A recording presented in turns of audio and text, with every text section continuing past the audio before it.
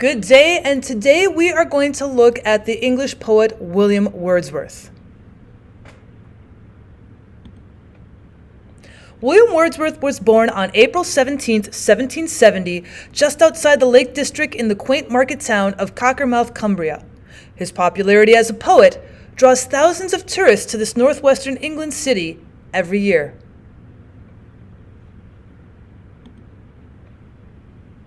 Now, today, Wordsworth's childhood home is a popular tourist attraction.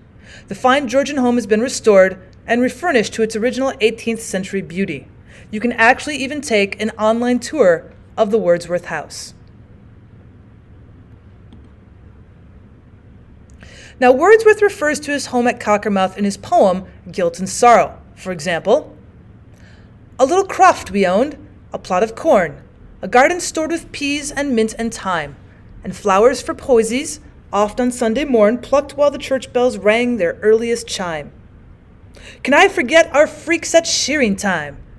My hen's rich nest through long grass scarce espied, the cowslip gathering in June's dewy prime, the swans that with white chests upreared in pride, rushing and racing, came to meet me at the waterside."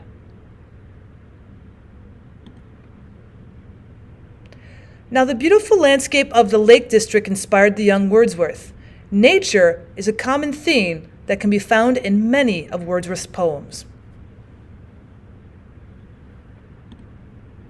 For example, in The Rainbow, "My heart leaps up when I behold a rainbow in the sky. So was it when my life began. So is it now I am a man. So be it when I shall grow old, or let me die. The child is father of the man. I could wish my days to be bound each to each by natural piety."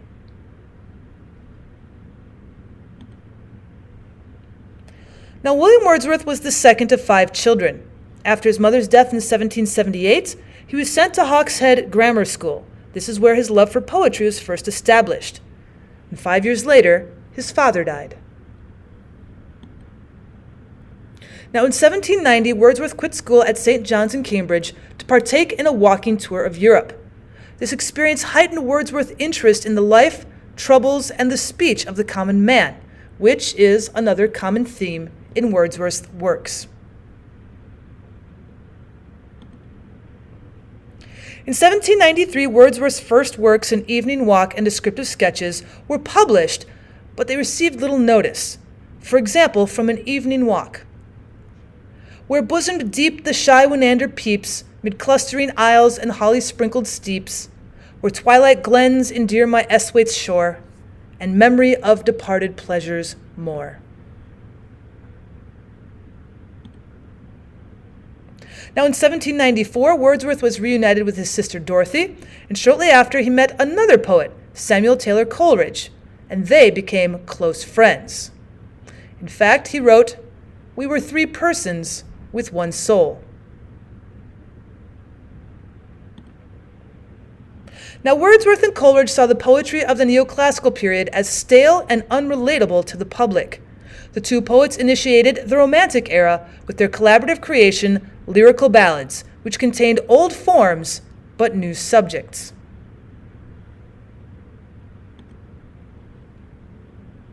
So old forms that had been brought back to poetry in Lyrical Ballads would include a nursery rhyme, and the biblical and scriptural type rhymes, and of course the ever-popular ballad.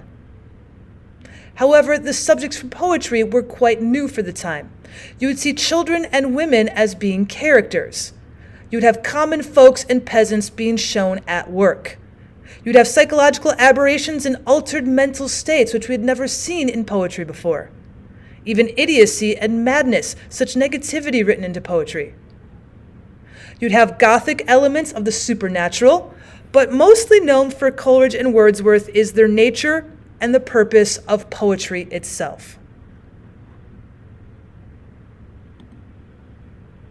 So let's take a look at an example from Coleridge's poem, The Rime of the Ancient Mariner.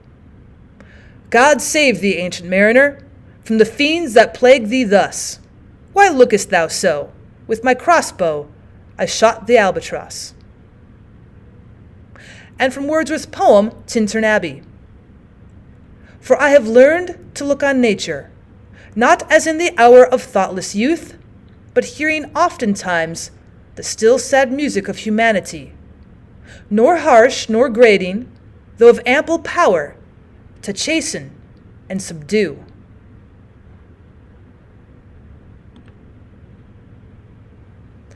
Poetry is the breath and finer spirit of all knowledge. It is the impassioned expression which is in the countenance of all science. William Wordsworth. So again, as we're looking at these new topics that are coming in, we haven't seen poets before taking a look at such common man or common people or women or children as topics, or even just the discussion of poetry in its own art form. And here we have Coleridge and we have Wordsworth doing just that.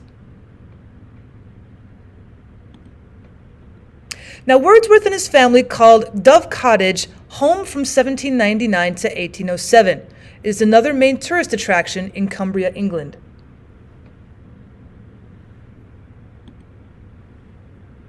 Now, in 1802, Wordsworth married Mary Hutchinson in the Brompton Church.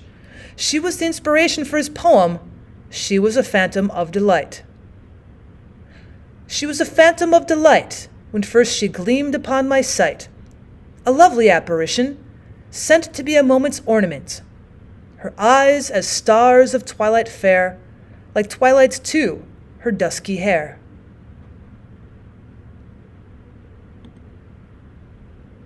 Now by 1810, the Wordsworths had 5 children. However, 2 of their deaths in 1812 caused Wordsworth great sorrow.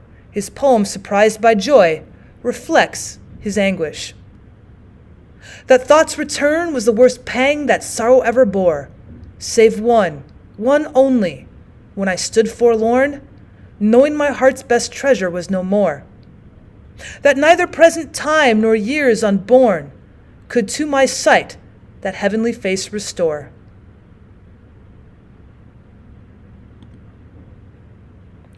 Now, shortly after, Wordsworth and his family settled at Rydal Mount, where he continued to write poetry for the remainder of his life. In 1843, Wordsworth became England's poet laureate. He died on April 23, 1850, and is buried at St. Oswald's Church in Grasmere. Now, it was Wordsworth's emotional power rather than his range of intellect that made him famous and influential. He defined poetry as the spontaneous overflow of powerful feelings arising from emotion recollected in tranquility. To him, poetry was an overflowing of emotion onto paper backed up by the refusal to conform to the rules of society.